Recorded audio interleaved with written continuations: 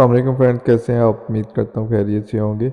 आज की वीडियो में हम देखेंगे फॉर्म कंट्रोल्स का कम्बो बॉक्स और चेक बॉक्स, और देखेंगे कि डैशबोर्ड में उनका यूज़ हम कैसे कर सकते हैं और कैसे हम चार्ट को डायनामिक कर सकते हैं। तो ये लास्ट वीडियो में हमने बटन देखा था, कमांड बटन, जिसकी मदद से हमने मैक्रो बना के तो अपना एक डैशबोर्ड भी बनाया था। आज हम कम्बो बॉक्स देखेंगे। कम्बो बॉक्स जो है वो ड्रॉप डाउन की तरह होता है, लेकिन इसमें कुछ एक्स्ट्रा फीचर्स होते हैं जो आज हम डिस्कस करेंगे। उसके बाद चेक बॉक्स है। चेक बॉक्स में हम मल्टीपल ऑप्शन सेलेक्ट कर सकते हैं, वो भी हम देखेंगे। ये हमारे पास डाटा है, तो हम दो शीट्स बना लेते हैं, एक कम्बो बॉक्स के लिए और एक चेक बॉक्स के लिए। तो ये दो शीट्स हमने बना ली हैं। अब हम सबसे पहले जो हमारा डाटा है इसको सिलेक्ट करके इसको हम नेम दे देंगे। इसको हम दे देते हैं माई डाटा। ये रेंज को हमने नेम दे दिया, नेम डिफाइन कर लिया हमने इसके लिए। माई डाटा नेम हमने डिफाइन कर लिया इसके लिए। ये देखें इधर शो भी हो रहा है। अब हम कम्बो बॉक्स में आते हैं। यहाँ से सबसे पहले हम डेवलपर टैब में आके इंसर्ट में आके इधर हम एक कम्बो बॉक्स ड्रा कर लेते हैं। कम्बो बॉक्स सेलेक्ट कर लिया। अब हमने इसको किसी पॉइंट पे हम इधर ड्रा कर लेते हैं।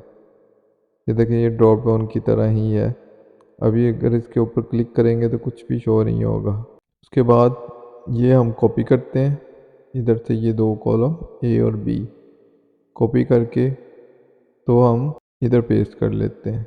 और जो सेकंड वाला है ये डाटा हम इधर से डिलीट कर देते हैं। ये भी कॉपी कर लेते हैं, ये भी इधर हम मैनुअली पेस्ट कर लेते हैं ट्रांसपोज करके अपनी लिस्ट बॉक्स में शो करवाने के लिए, ड्रॉप डाउन लिस्ट में।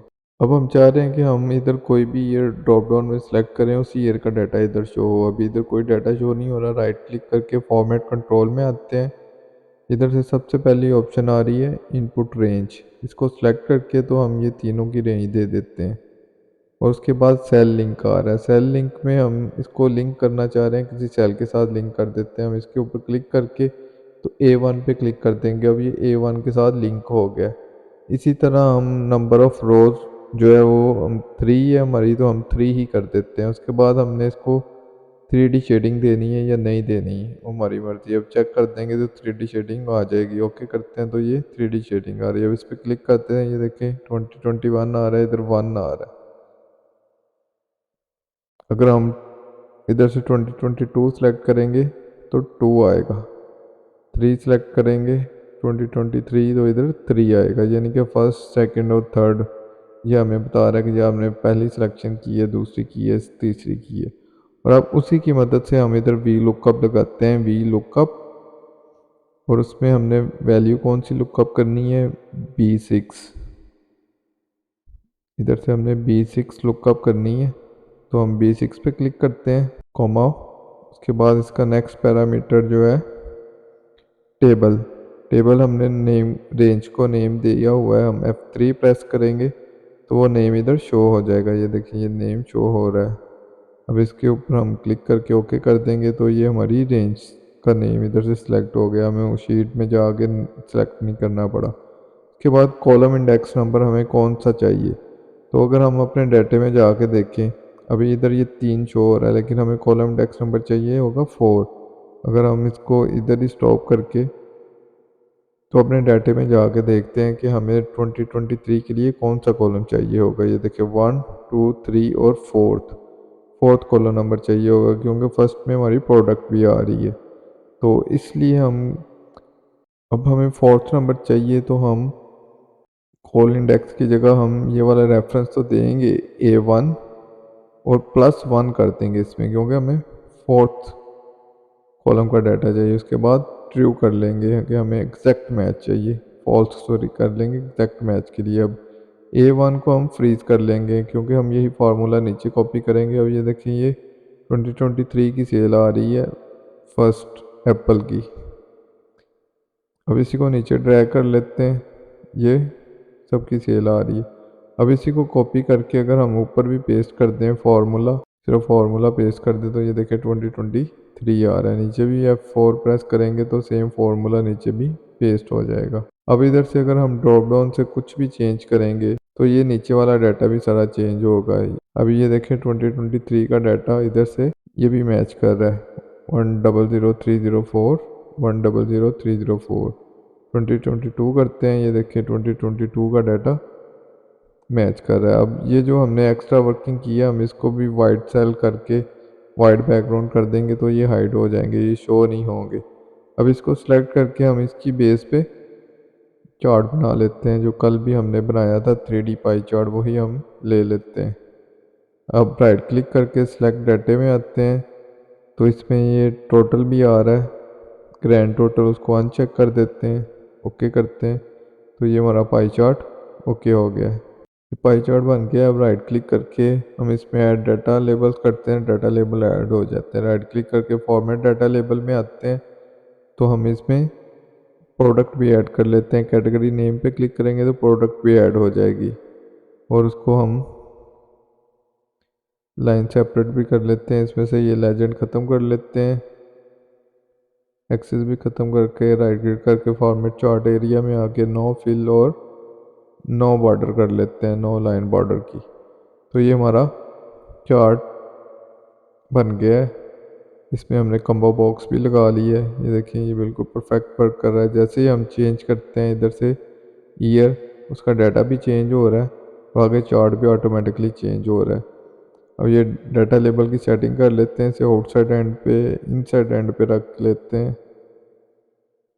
इनसाइड एंड पे ठीक है, इधर ही हम प्लेस करके इसका कलर वाइट करके बोल्ड भी कर लेते हैं। तो ये हमारा एक कॉम्बो बॉक्स के थ्रू एक हमारा डैशबोर्ड छोटा सा बन गया है। ये आप भी बनाकर प्रैक्टिस कीजिएगा। अब हम नेक्स्ट देखते हैं, चेक बॉक्स देखते हैं। अब यहाँ पे हमने चेक बॉक्स बनाना है तो सबसे पहले हम डाटा में आते हैं, ये वाला हम पूरा टेबल इधर से कॉपी कर लेते हैं और इधर हम पेस्ट कर लेते हैं। अब हमने इनको डिलीट कर देना है। डेवलपर टैब में आते हैं और इंसर्ट में आके इधर से हम चेक बॉक्स इंसर्ट कर लेते हैं। 3 चेक बॉक्स हम इधर से इंसर्ट कर लेते हैं। हम इसकी कॉपी कर ली, इनके नेम चेंज कर लेते हैं, 2021, 2022 और 2023 कर लेते हैं। तीनों को सिलेक्ट किया, शेप फॉर्मेट में आके साइज 0.5 कर लिया। अब ये देखिए हम तीनों को सिलेक्ट कर रहे हैं तो सिलेक्ट भी हो रहे हैं। अब तीनों की हम पोजीशनिंग सेट कर लेते हैं। तीनों को सिलेक्ट करके शेप फॉर्मेट में आके लाइन मिडल कर लेते हैं और डिस्ट्रीब्यूट हॉरिजेंटली कर लेते हैं। अब ये देखिए ये तीनों चेक तो हो रहे हैं लेकिन इसका रिजल्ट कहीं शो नहीं हो रहा। राइट क्लिक करके फॉर्मेट चार्ट में आते हैं, यहाँ पे हम इसको लिंक कर देते हैं। सबसे पहले 3D शेडिंग अगर देनी है तो ओके को लिंक कर लेते हैं B3 के साथ। ओके हो गया। अभी ये B3 पे कुछ भी शो नहीं हो रहा लेकिन जैसे ही चेक करेंगे हम इसको, ये देखिए उधर ट्रू आ रहा है। अब ख़त्म करते हैं तो उधर फॉल्स आता है। ऐसे ही हम तीनों को लिंक दे देंगे, इसको हम C3 के साथ और इसको B3 के साथ हमने लिंक कर ली है। तीनों को हम चेक कर दें, ट्रू आ रहा है, जिसको भी अब हम फॉल्स करेंगे वो अनचेक करेंगे तो फॉल्स शो होगा। अब इधर हमने फार्मूला, सिंपल सा फार्मूला लगाना है, इफ़। अब इसमें रेफरेंस दे देंगे हम B3 का और इसको हम कर लेंगे फ्रीज। इसकी हम रो को फ्रीज कर लेंगे इसकी हम, और हम कह रहे हैं इफ़ B3 ट्रू हो तो ये वाली वैल्यू आ जाए।